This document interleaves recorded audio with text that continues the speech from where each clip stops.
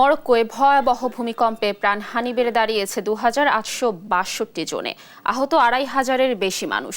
ধ্বংসস্তূপের নিচে প্রাণের খোঁজে যে যেভাবে পারছেন যোগ দিয়েছেন উদ্ধার অভিযানে। তবে সময় যত গড়াচ্ছে ততই ক্ষীণ হচ্ছে জীবিতদের বেঁচে থাকার সম্ভাবনা। দুর্গম পাহাড়ি এলাকা হওয়ায় বেগ পেতে হচ্ছে উদ্ধারকারীদের। এরই মধ্যে উদ্ধার কাজে যোগ দিয়েছেন বিভিন্ন দেশের উদ্ধারকর্মীরা। সাইদুল্লাহর ডেস্ক রিপোর্ট।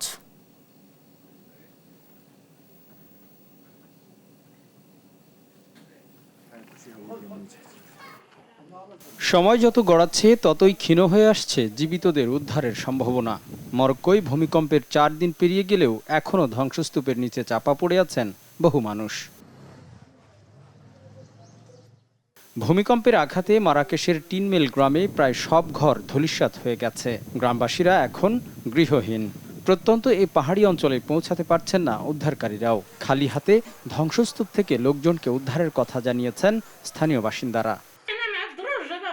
আমাদের বের হওয়ার জন্য কোনো রাস্তা ছিল না। সিঁড়িতে ছড়িয়ে ছিটিয়ে থাকা কাঁচ, দুটি ঘরের দেয়াল ভেঙে পড়ে। অনুসন্ধান ও উদ্ধার অভিযান অব্যাহত রয়েছে ভূমিকম্প কবলিত এলাকায়। বেঁচে যাওয়া ব্যক্তিদের সন্ধানে উদ্ধার কাজে ব্যবহার করা হচ্ছে ভারী যন্ত্রপাতি।